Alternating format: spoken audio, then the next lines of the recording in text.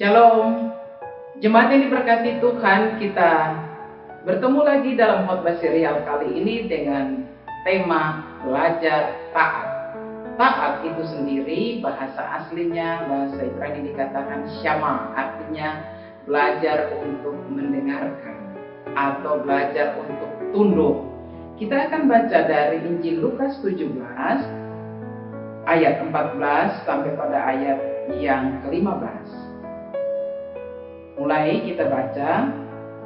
Kemudian lalu ia memandang mereka dan berkata, "Pergilah, perlihatkanlah dirimu kepada imam-imam." Dan sementara mereka di tengah jalan, mereka menjadi tahir. Demikian jauh pembacaan Alkitab. Siapa yang menjadi tahir? Jemaat yang diberkati Tuhan, adalah cerita Yesus pada saat berjalan menyusul perjalanan Yerusalem. Dia menyusul perbatasan Samaria dan Galilea. Dia bertemu dengan 10 orang kusta. Jemaat yang diberkati, kusta untuk orang pada saat itu, pada zaman itu, kusta itu adalah identik dengan hukuman Tuhan, hukuman Allah, dan penyakit yang menjijikan. Sehingga orang kusta ini, 10 orang kusta ini, mereka berdiri jauh dan mereka berteriak. Mereka berteriak, "Guru, kasihanilah kami." Lalu Yesus memandang dan berkata, "Pergilah, perlihatkan dirimu." Bayangkan jemaat yang diberkati Tuhan, kusta yang menjijikan yang katanya hukuman itu, Yesus cuma melihatmu. Yesus hanya memandang dan mereka tahir. Tahir itu artinya disembuhkan dan dipulihkan. Mengapa mereka tahir? Mengapa 10 orang kusta ini dia sembuh atau tahir? Padahal Yesus hanya memandang mereka. Bagian lain di dalam Injil Yohanes dikatakan, Yesus berkata, Yesus juga bisa mengambil tanah dan mengaduk dengan ludah dan menyembuhkan orang buta. Tapi kali ini, khusus untuk orang kusta yang sangat parah, dia hanya memandang. Jemaat yang diberkati Tuhan, ketika kita divonis dokter untuk penyakit yang sangat menakutkan dan kita diperhadapkan dengan penyakit yang berkepanjangan, penderitaan, di situ kita mulai berteriak seperti orang kusta ini. Mereka berteriak jauh karena mereka merasa tidak layak untuk datang kepada Yesus. Kadang-kadang kita merasa tidak layak karena dosa kita yang menjijikan di hadapan Allah. Tetapi mereka berteriak dan Yesus memandang orang kusta, orang penyakit, orang yang hina ini. Artinya sampai di sini jemaat yang diberkati Tuhan, penderitaan dosa kita menjijikan, sakit apapun itu, ketika kita datang berteriak kepada Yesus, di dalam teriakan itu ada ungkapan kepedihan, ada ungkapan untuk memohon. Orang kusta ini memohon dan mereka berdiri jauh, mereka rasa tidak layak. Jadi jemaat yang diberkati Tuhan, ketika penderitaan itu datang, sakit penyakit itu datang, mari kita rendahkan diri di hadapan Tuhan. Kita merasa tidak layak. Tetapi ketika kita dipulihkan, ditahirkan, maka jangan lupa untuk balik kepada Yesus. Ayat yang ke-15 dikatakan, seorang dari 10 orang kusta itu, dia sembuh dan dia kembali memuliakan Allah. Lalu Yesus tanya di ayat 17-18, di mana ke orang kusta yang lain? Karena yang tadi datang 10, yang satu yang balik 9 di mana? Nah, sampai di sini jemaat yang diberkati Tuhan, kita kadang-kadang kalau Yesus atau Tuhan tolong menjawab doa kita, lalu kita lupa. Kalau sakit ingat Tuhan, kalau ada penderitaan ingat Tuhan. Tapi ketika kita dipulihkan kita lupa. Kita tidak balik kepada Dia. Belajar dari orang kusta ini, jemaat yang diberkati Tuhan. Dia tahu berterima kasih. Dia datang dan dia sujud menyembah Yesus. Terima kasih kepada Tuhan. Itu yang harus kita ada di dalam hati kita. Tahu mengucap syukur. Kusta atau dosa diselamatkan dan kita merespon dengan ketaatan. Jemaat yang diberkati Tuhan, kita lihat. Kalau orang kusta ini bilang, kenapa Tuhan tidak menyembuhkan saya? Kenapa harus suruh saya pergi? Nah, itu dia tidak akan dapat pemulihan atau pentahiran itu, kesembuhan itu, karena dia tidak taat. Dia memakai logika. Tetapi ini dia pergi. Nah, bagian lain, jemaat yang diberkati Tuhan, saya ambil lagi dari Injil Yohanes 5 ayat 8. Ketika penyembuhan di kolam Bethesda. Di situ berkumpul orang buta, orang timpang, orang lumpuh di samping kolam Bethesda dengan harapan nanti malaikat datang dan mengguncang air itu dan siapa yang mendapat percikan air itu dia akan sembuh. Di situ ada seorang yang sakit lumpuh selama 38 tahun. Di sini kita belajar ketaatan. Yesus datang dan dia berkata, "Guru, maukah engkau menyembuhkan aku?" Yang tadi orang kusta katakan, "Kasihanilah kami." Kalau ini, "Maukah engkau?" artinya meminta dengan belas kasihan, dengan penuh kerendahan hati. Lalu Yesus katakan 3 hal. Bangun, angkat tilammu dan berjalanlah.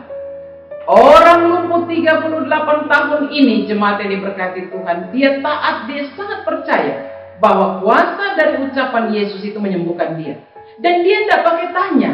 Dia nggak pakai tanya, "Oh, saya kan lumpuh, gimana caranya saya angkat tilam ini?" Tidak. Tapi dia bangun, angkat tilamnya dan berjalanlah.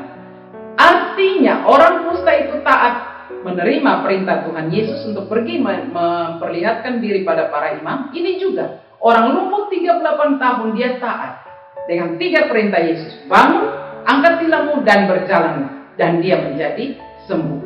Di sini juga kita belajar di dalam Injil Matius 19 ayat 19. "Jika engkau mempunyai iman sebesar biji sesawi saja, engkau akan mampu memindahkan gunung." Saudara dan saya diperhadapkan dengan penderitaan sakit penyakit boleh saja, tetapi iman kita yang akan menguatkan dan membawa pentahiran, kesembuhan, dan pengampunan dosa. Itu yang perlu kita belajar. Jadi Yesus berkata, taat itu, Yohanes 15 ayat 10. "Jika engkau turut perintahku, engkau tinggal di dalamku." Bahasa asli bilang in Kristus. Artinya jemaat dan saya dan Anda tinggal di dalam Kristus. Maka badai taufan kehidupan, pergumulan dalam rumah tangga, sakit penyakit sekalipun, kita akan tetap tinggal di dalam. Satu saja perintah Yesus, taat akan firman-Nya. Apa itu taat? Kita taat artinya kita bertumbuh di dalam iman. Kita tahu siapa yang berfirman. Kita kenal Yesus Kristus seperti orang kusta itu, dan juga yang 38 tahun ini. Kita kenal yang perintah kita, yang mengatakan bangun, angkatlah tilammu dan berjalan adalah Yesus, Tuhan di atas segala penyakit. Saya secara pribadi merasakan itu ketika diperhadapkan yang sakit penyakit, kemuliaan Tuhan dinyatakan. Hanya kita tetap taat. Ingat jemaat yang diberkati Tuhan, bangun, angkat tilammu dan berjalan. Kata bangun artinya beriman harus aktif. Sakit penyakit ada, penderitaan ada, pergumulan ada, persoalan ada, tapi iman saya harus aktif. Rajin baca Alkitab, berdoa, dan bergantung penuh pada Tuhan. Lalu angkat tilam artinya ada usaha. Kalau sakit harus usaha, karena dalam usaha itu Tuhan Yesus berkarya.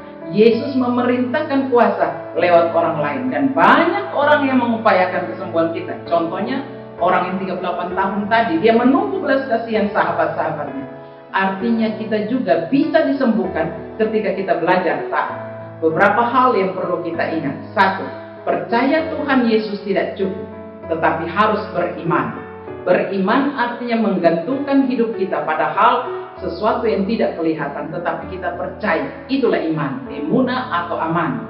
Yang kedua, ketika kita percaya Tuhan Yesus, sakit penyakit, penderitaan, pergumulan, persoalan hidup apapun, kita bisa memaknai di dalam cara pandang iman, bahwa Yesus hanya memandang saja kepada orang kusta, dia sembuh. Yesus yang sama yang ada untuk menyembuhkan Anda dan saya, untuk memulihkan dan mentahirkan dosa saudara dan saya. Yang ketiga, mari kita belajar taat atau syama, atau belajar dengar-dengaran. Dengarkan suara Tuhan. Apa maksud Tuhan lewat sakit ini? Apa maksud Tuhan lewat penderitaan ini? Apa maksud Tuhan lewat pergumulan penderitaan rumah tangga saudara dan saya? Maksudnya supaya saya semakin hari semakin taat, semakin dewasa dalam iman, semakin bergantung penuh kepada Tuhan. Bergantung itu jemaat yang diberkati Tuhan. Saya suka dengan ilustrasi ketika kita naik pesawat, kita menyerahkan hidup kita sepenuhnya kepada seorang pilot. Itulah bergantung. Kita taruh hidup kita sungguh-sungguh ke dalam tangannya. Dan yang terakhir, jemaat yang diberkati Tuhan, sakit penyakit, dosa, hukuman apapun, ketika kita datang berteriak kepada Tuhan, Tuhan Yesus tolonglah saya, maka pemulihan, pengampunan, dan juga kesembuhan berlaku. Tetaplah percaya dan taat kepada Dia, kepada Yesus Kristus yang adalah Tuhan di atas segala pergumulan kita, atas segala sakit penyakit, dengan satu pengharapan, pasti kita dipulihkan dan disembuhkan. Tuhan Yesus memberkati kita sekalian. Amin.